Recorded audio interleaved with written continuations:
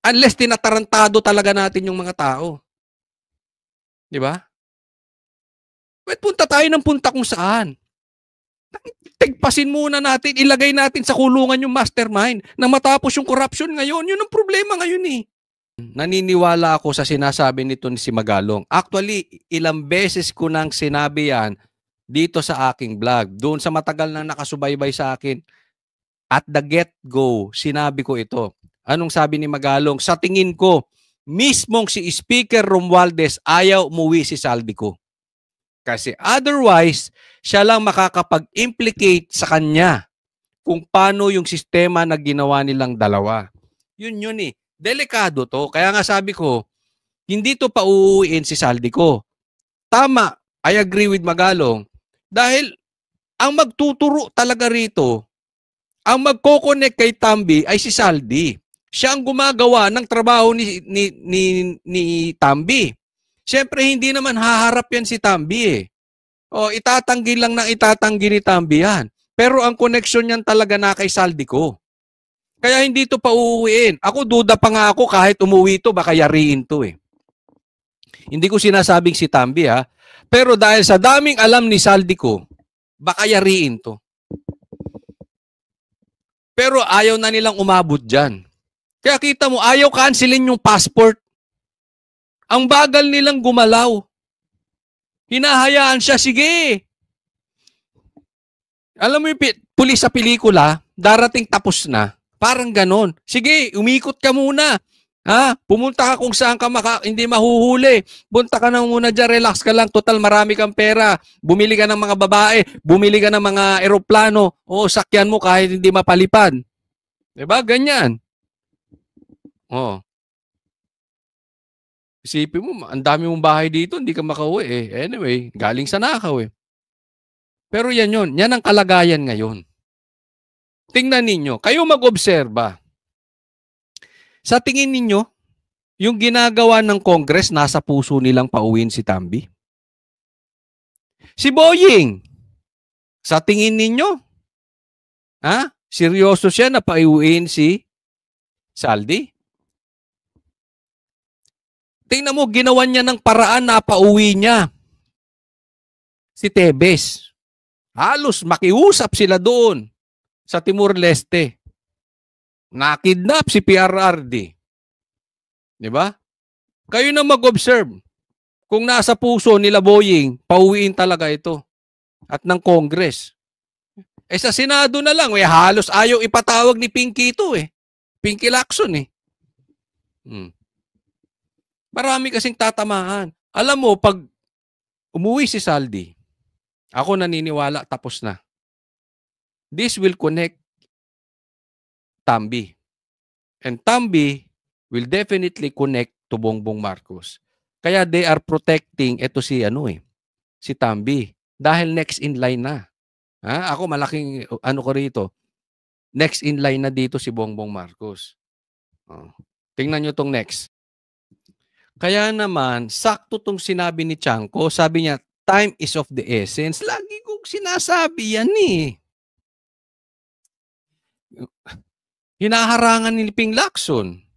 Hinaharangan ni Puno. Hinaharangan dyan sa Congress. Hinaharangan ni Remulla. Di ba? Iimbestigahan mo na, titingnan mo na yung ebidensya. Hindi. Dapat pauwiin siya sa lalong madaling panahon at huwag bigyan ng oras para makakuha ng passport o citizenship sa ibang bansa. Di ba? Kukuha lang ng passport. Sa daming pera niya, remember that. Dapat nga naka-freeze na yung account niya eh. Di ba? Isipin nyo yung nandito sa Pilipinas na hindi naman talaga directly involved na na-freeze na yung account eh. Ito pa. Dapat kinakancel na yung passport, gumagalaw ba sila? Eh, pag nakakuha yan ng citizenship sa ibang bansa, alam nyo may mga lugar na nakakakuha ka ng citizenship, magbabayad ka lang ha. Sa daming pera niyan, baka bumili yan ng isang bansa. Ngayon, ulitin ko yung tanong ko sa inyo kanina. Do you think Congress is serious? I don't think so. Kaya nga si Tiangco from the Congress nagrereklamo pa Pauwiin nyo na yan. Senado, ganun din. Ni hiyang ipatawag ni Lacson. Ito naman si Bendalo, Erwin Turpo, hindi man lang nagsalita. Dapat sabihin mo, this time let's bend the law. Ganun din, total nag-agree ka boy. This time, let's bend the law. Imbitahin mo na yan si Tambi, imbitahin mo na yan si Saldi. Ang tagal na pinaiimbita to, dami pa sinasabi ni Lacson. Asan kayo na naniniwala sa bend the law? Ba't hindi nyo mabendalo para patawag si Tambi? Sabihin nyo, naninimbang kayo. Babaluktutin nyo para sa Duterte. Pero sa kakampi nyo, duwag kayo. Next po, tingnan natin to. Eto, tingnan natin. Nanunumpa na. Naniniwala kayo sa sumpa niyan?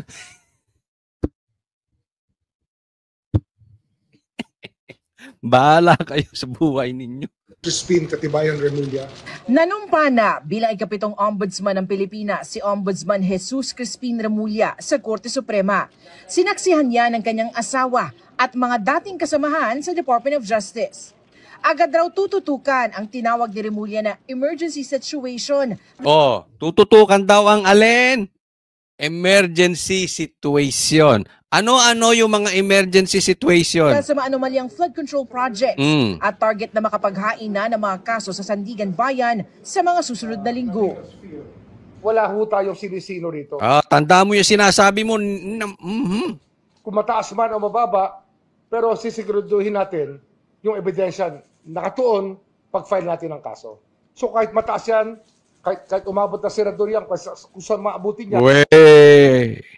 Ako hindi ako naniniwala. Kaya maniniwala kayo, opinion nyo yan. Ito opinion ko No? Pero hindi ako naniniwala sa taon to. Wala akong katiwa-tiwala sa taon to. Gagawin natin. Kala nyo, kaya niyan, Kaya niyan si Bongbong Marcos? Wala naman tayong choice dito. Yun ang ebidensya. Pwede ba natin i-deny ang ebidensya? Kung merong ebidensya, yun ang talagang hamon sa atin dito. Bubuklatin at pag-aaralan din daw niya ang mga nakabimbing mga rekomendasyon at mga kaso. Kabilang na ang kontrobersya sa pagbili ng pamahalaan ng di umano'y mga overpriced medical supplies sa Pharmally noong makagago, no? Pandemya sa ilalim ng Administrasyong Duterte. Yun ang sinasabi natin, Duterte na naman Kunwari ikaw hindi ka makapag-asawa, sisihin mo si Duterte kasi lahat ng babae kinuha ni Duterte. Ganyan na lang, wala na tayong Duterte. Kunwari may namatay kang anak dahil adik, sisihin mo si Duterte, lahat na lang si Duterte. Ano sinasabi niya? Tututukan ng alin? Emergency. Emergency ba yung Pharmally? Makagago ka ba? Ginagago mo mga tao Ang lakas mo makagago. Anak mo ba si makagago? Animal! Napunta na naman kami kay Napunta na naman sa Duterte. Alin kaya ang ginawa ng pamahalaan nito na katarantaduhan na sila ay maninindigan at magpapakalalaki doon sa kanilang maling ginawa. Yung hindi magtuturo. Alam natin, mabigat ang alingaw-ngaw at marami nagsasabi na may nangyari nga masama doon. Mayroong naging pagdinig ang Senado, ngunit hindi na umandar mula doon. Ayan, okay, sige. For discussion purposes, kasi sasabihin ninyo, hindi! DDS ka lang Banateros ka, siyempre. Ito sa akin. Hindi emergency yun Pagpalagay natin may problema doon. Solusyonan mo man yun o hindi mo solusyonan, yung corruption ngayon magtutuloy. Ngayon, bago tayo pumunta doon sa confidential funds, sa Pharmally, sa drug war, Dito muna tayo. Yung corruption ngayon ang problema natin. Kasi kung hindi natin solusyonan tong corruption na ito, magtutuloy-tuloy yung corruption. Saan napunta yung utak mo? Ay simple mathematics yun eh. Ika nga, di ba? Halimbawa, may nabaril. Gagamutin mo ba yung diabetes niya? O yung emergency muna? Gamutin mo muna kasi tulo ng tulo yung dugo. Oh. Eh ano? Yung nabaril? Yung nagbaril sa kanya? Ay hindi kilala. Pero meron siyang, brinake siya ng siyota niya. Kaya dahil doon nagpupunta sa bar, kaya nabaril. Ano, susolusyonan mo muna? Pagbabatiin mo muna sila magsyota? Ha? Pagbatain mo muna sila magsyota. Bago mo gamutin yung kumakalat na dugo. Simple mathematics naman ito. Ano? Hindi mo naman kailangang abogado para malaman yun eh. Oh, grade 2. Yung may mga anak ditong grade 2. Alam nyo na yan eh. Hindi mo kailangang graduate pa ng UP dyan. Unless nagbobobobohan tayo. May corruption man dati. Ano bang magagawa niya? Makakakurap pa ba yan? Hindi na. Saka natin problemahan yung dati. Yung nang danakaw ngayon, yan ang nagpapahirap sa taong bayan ngayon. Focus muna. Ha? Hindi na kailangan abogado, dapat na sa mastermind tayo nakafocus. Ito na kailangan bisitahin natin. Tanong ngayon kay Remulla, pwede bang umabot na ang kaso kay dating Pangulong Duterte? Grabe naman. Hanggang saan nga tayo abutin ang ebidensya, doon tayo tuturo. Ayun ang problema, Boying eh. Hanggang saan tayo abutin ang problema eh. Sasaksakan ka ng ebidensya ng Dilawan, sasaksakan ka ng ebidensya ng Trilling kahit hindi goods yung ebidensya. So mapupunta na tayo doon. Ano mangyayari? Nakalimutan na natin yung flood control. Sino yung mastermind ng road farm to market roads? Yung flood control ghost projects. Sino mastermind? Hindi pwedeng kung saan tayo dali ng ebidensya. Dapat yung ebidensya nakafocus muna dun sa problema natin ngayon. Hindi yung problema natin noong 2016, move on ka na. Sayang yung barong mo kung wala kang utak. Hindi ko sinasabing bobo to ha. Matalino to UP to top notcher pa to. Hindi ako naniniwala magiging abogado ka kung bobo ka. Ang problema sa atin ngayon, nililigaw yung Kaya tuloy nagbumukhang bobo. Diba? Hindi, I will not agree na kung saan yung ebidensya. Puntahan ka lang dyan ni Llamas, ni Trilling, yung mga komunista. Kung ano-ano na, may nagtatanim witness pa nga eh. Di ba? Yan si Risa. May kaso yan, tanim witness nga eh. Doon napunta ebidensya. Tapos tayo pag ganyan ang prinsipyo mo. Pangako rin ni Remulla, isa sa publiko ang mga SALN o Statement of Assets, Liabilities and Net Worth na deklarasyon ng mga ari-arian at yaman ng mga opisyal ng gobyerno. Lahat kaya mo, pati SALN ni Bongbong Marcos ha? SALN ni Tambi. Baka SALN na naman niya ng Duterte Black. Pero may limitasyon alinsunod sa data privacy law. Ang gagawin natin dyan sa SALN issue, hindi lang isa yan, lahat yan eh. Pati SALN mo. I-redact lang natin yung dapat i-redact dahil sa data privacy. Tapos, siyempre, hihingi tayo sa lahat ng requesting parties undertaking na hindi gagamitin ito sa paraan na hindi makakabuti sa bayan. Pamilya ng mga politiko ang mga Remulla. Si Remulla ilang beses naging congressman at naging governor din ng Cavite. Kapatid niya ang kasalukuyang DILG secretary na si John Vic Remulla at mismo mga anak ni Remulla, mga halal na opisyal sa Cavite. Yan ang sinasabi natin eh. Maiimbestigahan ba niya yan? Yan ang tanong. Maiimbestigahan ba niya yung mga anak niya? Ang sabi nga nung iba, yung anak niya na nahulihan ng high-grade kush. Ngayon, napawalang sala, ang bilis-bilis. Sobrang bilis. Ha? Tapos, yung PIDEA chief, biglang natanggal. Tapos, paano niya iimbestigahan tong mga anak niya? Gusto niyo malaman sagot? Pakinggan ninyo. Paano naman kung ang mga ito o mga kaibigan o kaalyado ang nasangkot na sa isyu ng katiwalian? Yung mga anak ko, pinalaki namin yan ng asawa ko na Siyempre, alam kami ako magpalaki sa anak mo. maayos na tao. At Ayos na tao. Kaya na umusga. Ayoko maging husgado. Ilagay nyo dyan. Naniniwala kayo, pinalaki nila ng maayos yung mga anak nila?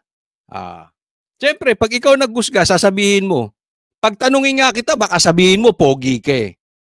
Baka pag tanungin kita, sabihin mo ngayon, mas pogi ka kay John Vic. Fighting spirit lang yan eh. Kayo humusga, kayo mga nanonood. Sige, lagay nyo dyan. Mabuti ba yung mga anak ni Boying? Lalong-lalo na kung taga Cavite ka, lagay mo taga Cavite ko. Ito yung mga anak niya. Lagay nyo dyan sa comment section. Lagay nyo dyan. Hindi, masama yung anak ni Boying. Ano yan? Ganito, Okay, sabihin nyo, hindi, napakabuti niyang mga anak ni Boying. Taga Cavite ko. Lagay nyo dyan. Patas tayo. alam nila na pag ang tatay nila nagkatrabaho talaga. They know about it. Kaya So ano yung sagot niya? Pinalaki naming matatino yan. Tinan mo yung nasa gilid mo natatawa. Hindi naniniwala. Yun nila kabarong. hindi naniniwala sa mga pinagsasabi mo.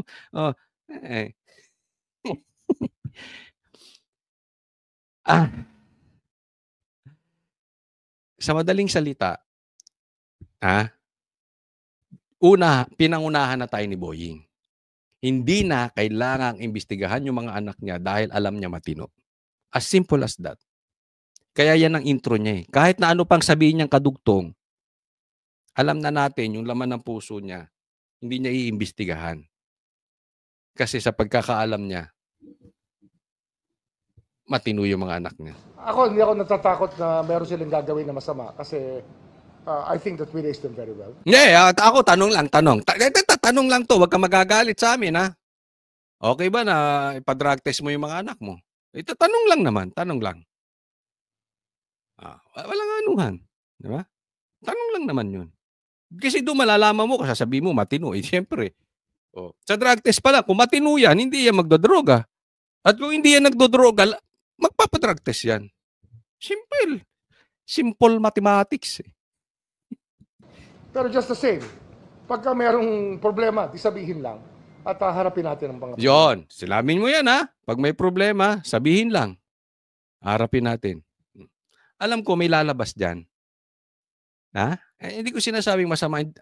Honestly, I don't know them. No, pero kung may masama yan, lalabas yan eh. Lalabas sa publiko yan. Anong sabi mo? Diniinan ko kasi baka madidiscuss natin to sa mga susunod lang. Sabihin lang at iimbestigahan.